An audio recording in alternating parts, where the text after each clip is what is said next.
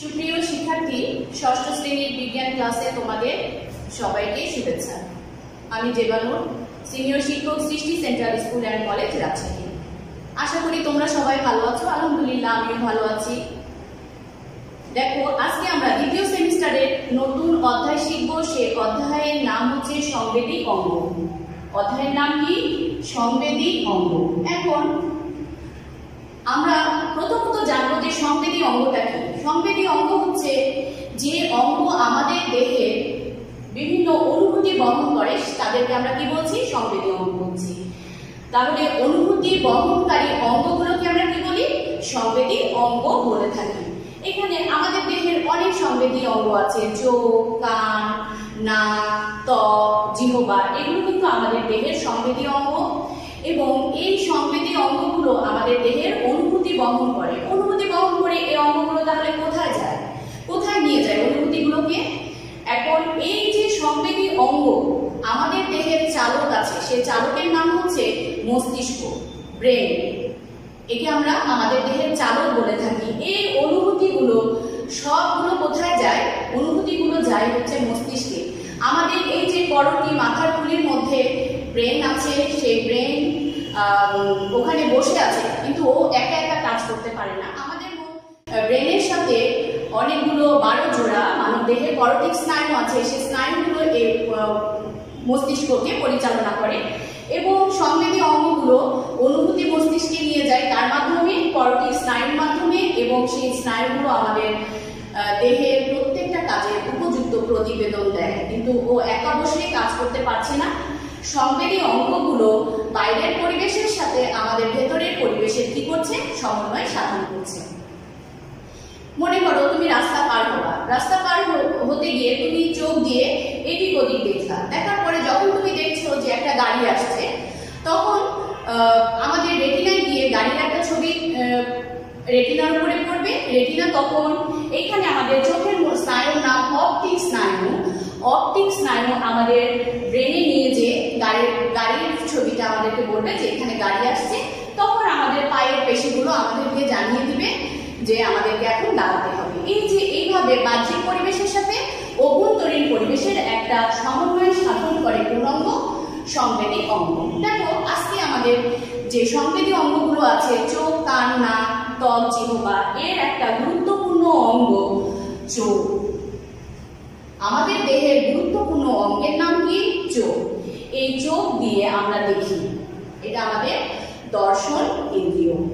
এইখানে চোখ আমাদের দেখতে সাহায্য করে। এখন এই যে চোখের, এখানে আমরা চোখের গঠন করব। এই চোখের গঠনের সাথে সাথে আমাদের পাশে দেখো একটা চিত্র আছে। এই চিত্র কিন্তু আমাদের সুন্দরভাবে চিহ্নিত করে আঁকানো শিখতে হবে। প্রথমত চোখের গঠনে আমরা চলে আসি এবং তারপরে প্রথমে আমরা চোখের গঠন, পরবর্তীতে চোখের যত্ন। এই অঙ্গটা যে অত্যন্ত গুরুত্বপূর্ণ, এর যত্ন আমাদেরকে করতে হবে।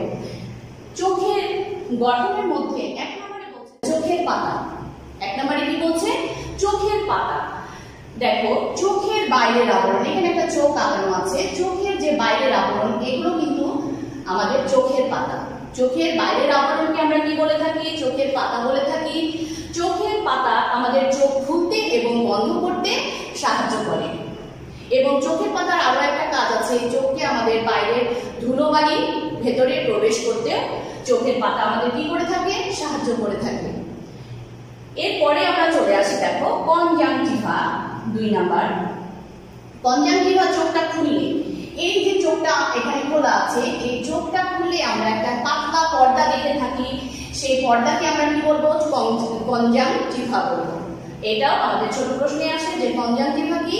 তাহলে চোখ খুললে চোখের যে সমগ্র অংশে একটা পাতলা পর্দা দেখে থাকি, তার নাম কনজাংটিভা। এইটুকু কিন্তু আমাদের কি চলে আসলো? একটা চোখের বাহ্যিক অংশ, অর্থাৎ তুমি বাইরে থেকে কিন্তু এই দুইটা অংশ দেখতে পাবে। তাহলে এইটুকু আমরা করলাম চোখের বাহ্যিক অংশ। এখন আমরা চলে আসবো চোখের অভ্যন্তরীণ গঠন। ভেতরে, আসলে চোখের ভেতরে কি আছে, এটা হচ্ছে 3 নাম্বার পয়েন্ট। দেখো, এই যে অক্ষি গোলক, এই অক্ষি গোলক আমাদের কোথায় থাকে? অক্ষি গোলক থাকে এই যে আমাদের করটি আছে, করটির ভেতরে চোখের আমাদের দুইটা অক্ষিকোটর থাকে, অক্ষিকোটরের ভেতরে কি আছে, এই চোখটা আছে। অক্ষিকোটরের ভেতরে, কোটর মানে গর্ত, এর ভেতরে আমাদের অক্ষিগোলক থাকে, অক্ষিগোলক প্লাস অক্ষিটা যুক্ত থাকে এখানে 6টি পেশির সাহায্যে। অক্ষিকোটরের মধ্যে চোখ কয়টি পেশির সাহায্যে সংযুক্ত থাকে? 6টি পেশির সাহায্যে সংযুক্ত থাকে। এখন অক্ষিগোলক, গোলক মানে বল, তাহলে চোখে যে বলের মতো অংশ থাকে তার নাম হচ্ছে অক্ষিগোলক। চোখের যে বলের মতো অংশ থাকে তাকে আমরা কি বলছি? অক্ষিগোলক বলছি। এখন এই যে অক্ষিগোলকের আবার 3টা অংশ দেখতে পাচ্ছি। কয়টা অংশ দেখতে পাচ্ছি? 3টা, একটা স্ক্লেরা, একটা করোয়েড আর একটা রেটিনা। একটা বললাম sclera, 2 number choroid, 3 number retina. অক্ষিগোলকের প্রথম স্তর, বাইরের স্তর, সেটাকে আমরা বলছি স্ক্লেরা। এখানে চিত্রের দিকে খেয়াল করবে, দেখো এই যে স্ক্লেরা, চোখের কোন দিকের অংশ? বাইরের অংশ। তাহলে স্ক্লেরা আমরা কাকে বলবো? এই যে যখন আমরা এই অক্ষিগোলকের গঠন করবো, এর প্রত্যেকটা অংশের গঠন আর কাজ করব। অক্ষিগোলকের বাইরে সাদা, শক্ত এবং পাতলা, 3টা কথা বলেছি, সাদা, শক্ত এবং পাতলা, এবং এটা বলেছি অক্ষিগোলকের কোন অংশ? বাইরের অংশ। সাদা, শক্ত এবং পাতলা যে স্তরটা তাকে আমরা কি বলি? স্ক্লেরা বলে থাকি। এই স্ক্লেরার ভেতর দিয়ে কিন্তু আমাদের কোনো আলো প্রবেশ করতে পারে না। আমরা কি বললাম? স্ক্লেরার ভেতর দিয়ে আমাদের চোখের মধ্যে আলো প্রবেশ করতে পারে না। এরপরে স্ক্লেরার মধ্যে দেখো কর্নিয়া সম্পর্কে আমি বলবো। কর্নিয়া ঠিক হচ্ছে স্ক্লেরার সামনে একটা চকচকে অংশ। এই যে কর্নিয়া কার সামনে বলেছি আমরা? স্ক্লেরা। স্ক্লেরাকে আগিয়ে নাও। স্ক্লেরার সামনে চকচকে যে অংশটা, সেই অংশকে আমরা কি বলছি? কর্নিয়া বলছি। কর্নিয়া স্বচ্ছ। কর্নিয়া কেমন? স্বচ্ছ। আমরা যেমন বললাম যে স্ক্লেরার মধ্যে দিয়ে আলো প্রবেশ করতে পারবে না, কিন্তু কর্নিয়ার মধ্যে দিয়ে শিক্ষার্থীরা আলো প্রবেশ করবে। তাহলে চোখের মধ্যে কি হয়? কর্নিয়ার ভেতর দিয়ে আলো প্রবেশ করে। এবার আমরা চলে আসলাম অক্ষিগোলকের 2 নাম্বার পয়েন্ট, সেটা হচ্ছে করোয়েড। করোয়েড চিত্রের দিকে খেয়াল করো, স্ক্লেরার নিচে, কার নিচে বললাম? স্ক্লেরার নিচে আমরা যে অংশটি দেখছি তাকে আমরা বলছি করোয়েড। স্ক্লেরার নিচে যে অংশটা দেখা যায় তার নাম হচ্ছে করোয়েড, এবং এই করোয়েড একটা ঘন রঞ্জিত পদার্থের স্তর। এখানে বহু রক্তনালী থাকে। কি বললাম? করোয়েডের মধ্যে বহু রক্তনালী থাকে এবং এটা একটা রঞ্জিত স্তর। এই স্তর তারপরে অবস্থিত? স্ক্লেরার ঠিক নিচে অবস্থিত। এখন শিক্ষার্থীরা খেয়াল করো, স্ক্লেরার ভিতরে আরো কিছু, করোয়েডের ভিতরে আরো জিনিস আছে যেগুলো আমরা এখন বর্ণনা করব। আইরিস এবং লেন্স। আইরিস কর্নিয়ার পেছনে একটা কালো পর্দা, গোলাকার পর্দা, তাকে আমরা কি বলছি? আইরিস বলছি। তার পেছনে, কর্নিয়ার পেছনে কালো গোলাকার পর্দা, তাকে আমরা আইরিস বলছি। আইরিসের ঠিক মাঝখানে, এই যে আইরিস, এর মাঝখানে একটা ছিদ্র থাকে, তাকে আমরা কি বলে থাকি? পিউপিল বলে থাকি। এবং খেয়াল করো শিক্ষার্থীরা, এই আইরিস কিন্তু পেশি দিয়ে তৈরি। আইরিস কি দিয়ে তৈরি বললাম? পেশি দিয়ে তৈরি। এবং এই যে আইরিসের পেশিগুলো সংকোচন প্রসারণশীল। এই জিনিসটি আমরা চোখের মণিও বলে থাকি। আইরিসের পর্দাগুলো সংকোচন প্রসারণশীল হওয়ায় চোখের মণিটা কি হয়? সংকুচিত প্রসারিত হয়। চোখের মণিটা ছোট বড় হতে সাহায্য করে এবং এর মধ্যে দিয়ে আমাদের চোখের মধ্যে কি হয়? আলো প্রবেশ করছে। আইরিসের পরেই চলে আসছি আমরা লেন্স। আইরিসের পরের অংশে আমরা যেটা ব্যাখ্যা করব সেটা হচ্ছে লেন্স। মানব লেন্স দ্বিউত্তল। কি বলা হলো? মানব লেন্স দ্বিউত্তল। এই যে দ্বিউত্তল কাকে বলছে? দেখো, এর 2 দিকের মধ্যভাগ, এর 2 দিকের মধ্যভাগ উঁচু ধরনের এবং প্রান্ত ভাগ সরু। এগুলো সরু হবে, এগুলো একটু উঁচু হবে। তাহলে মানবচক্ষু দ্বিরুত্তল, এটা ছোট প্রশ্ন আসে, আর গঠনে তো আমাদের জানাই লাগবে। লেন্সটি দ্বিরুত্তল ধরনের এবং এই লেন্সটা কিন্তু শিক্ষার্থীরা একা একা চোখের মধ্যে থাকতে পারে না। এই লেন্সটাকে ধরে আছে কিছু সিলিয়ারি পেশি। তাহলে লেন্সকে কে ধরে আছে? সিলিয়ারি পেশি ধরে আছে। এই পেশির সাহায্যে লেন্স আমাদের চোখের সাথে সুন্দরভাবে ঝুলন্তভাবে এখানে আটকে থাকে। এই লেন্সের সিলিয়ারি পেশিগুলো সংকুচিত এবং প্রসারিত হতে পারে। আর সংকুচিত প্রসারিত হলে এর ভেতরে আমাদের লেন্সের আলো প্রবেশেও নিয়ন্ত্রণ করছে যে পরিমাণ মতো আমাদের চোখের মধ্যে এই সিলিয়ারি পেশিগুলো সংকুচিত এবং প্রসারিত হয় এবং আমাদের চোখে পরিমাণ মতো অর্থাৎ প্রয়োজন মতো আলো প্রবেশে এরা সাহায্য করে থাকে। এখন আমরা চলে আসলাম আমাদের 3 নম্বর টপিক, রেটিনা। রেটিনা আমাদের চোখের সবচেয়ে ভেতরের স্তর। তাহলে সবচেয়ে ভেতরের স্তরের নাম কি? রেটিনা। এই যে রেটিনা, তোমরা খেয়াল করো শিক্ষার্থীরা। তাহলে অক্ষিগোলকের ভেতরের স্তরের নাম কি? রেটিনা। এটা আমাদের আলোক সংবেদী অঞ্চল। এইখানে রেটিনার মধ্যে 2 ধরনের কোষ থাকে, একটা রড, একটা কোন। কোষের নাম কি বললাম? একটা কোন, একটা রড।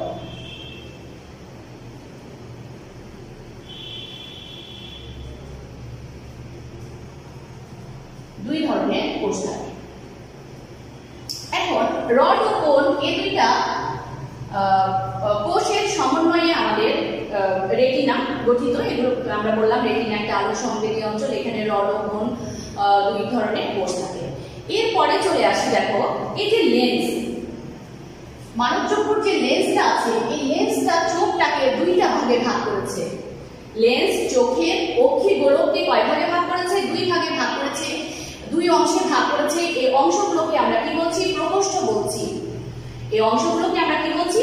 প্রকোষ্ঠ বলছি। এখন প্রথম যে প্রকোষ্ঠ, সেই প্রকোষ্ঠের নাম হচ্ছে অ্যাকুয়াস হিউমার। সামনের অংশ অ্যাকুয়াস হিউমার এখানে, আর পেছনের অংশের নাম হচ্ছে ভিট্রিয়াস হিউমার। অ্যাকুয়াস হিউমার এবং যে ভিট্রিয়াস হিউমার আছে, এই অংশগুলো দেখো, অ্যাকুয়াস হিউমার চোখের জলীয় অংশ ধারণ করবে, এর সামনের প্রকোষ্ঠ, এবং এটা হচ্ছে ভিট্রিয়াস হিউমার, এখানে জেলির মতো কিছু পদার্থ এ ধারণ করে।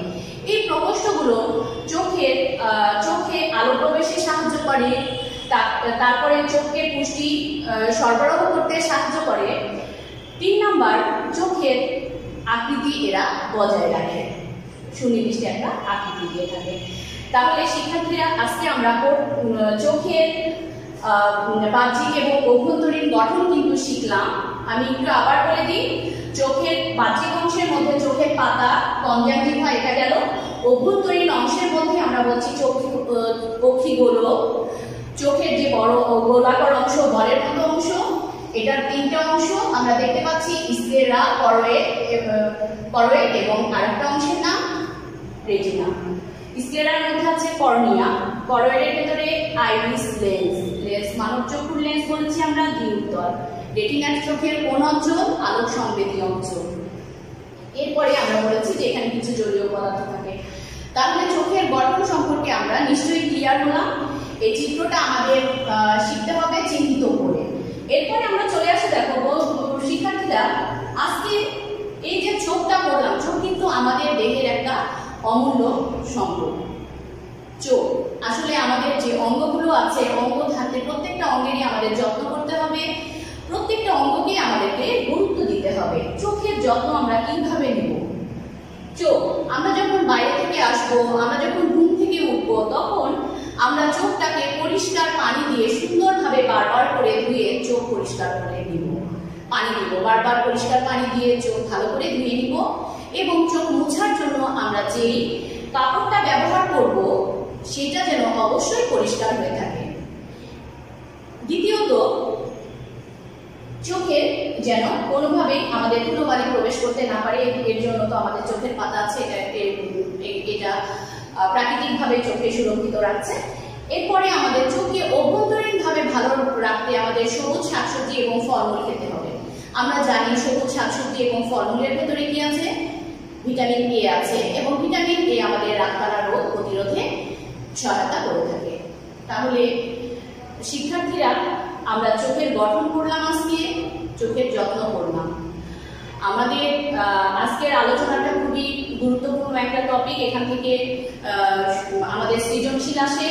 সৃজনশীল আমাদের চোখের গঠন দিবে, কখনো চোখের চিত্র দিবে, চোখের যত্ন আসে। এখন আমাদের চোখের যত্ন আমাদের এর ভেতরে করতে হবে। এখানে কখনো এখানে 4 মার্কের দেয় চোখের যত্ন আমরা কিভাবে নিব। এখান থেকে কিছু ছোট প্রশ্ন আসে। ছোট প্রশ্নগুলো যেমন বলতে পারে স্ক্লেরা কি, কর্নিয়া কি, তারপরে করোইড কাকে বলে, আইরিসটা কি, আইরিস কাকে বলে, লেন্স, মানব লেন্স কেমন, তোমার চোখের সংবেদী স্তরের নাম লিখো। তোমার চোখের সংবেদী স্তরের নাম কি? রেটিনা। এইভাবে আমরা এখান থেকে ছোট্ট ছোট্ট অনেক প্রশ্ন করব। আর প্রথমেই গুরুত্বপূর্ণ এটা বলতে পারে 2 মার্কের একটা প্রশ্ন, সংবেদী অঙ্গ বলতে কি বোঝো? এই প্রশ্নগুলো আজকে আমরা যে ছোট ছোট জিনিস এবং ছোট ছোটর সাথে কিন্তু আমরা বড় প্রশ্নটা শিখে ফেলেছি, যে আমাদের চোখের গঠন। আজকের আলোচনা আমাদের এ পর্যন্তই ছিল। আশা করি তোমরা চোখের গঠন সম্পর্কে সবাই সুন্দরভাবে বুঝতে পেরেছো। কোনো যদি সমস্যা থাকে তাহলে তাহলে তোমরা আমাকে জানাবে। বুঝতে না পারলে চোখের চিত্র আঁকাবে, চোখের চিত্র আঁকিয়ে আমাকে তোমরা হোয়াটসঅ্যাপে পোস্ট করে দিবে, আমি দেখে দিব। এখন আমাদের এইচডব্লিউ কি? এইচডব্লিউ কোনটা? আজকে যেটা পড়ালাম সেটা চোখের গঠন,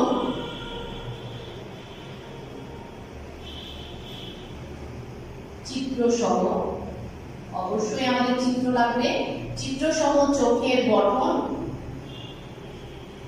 ও চোখের যত্ন।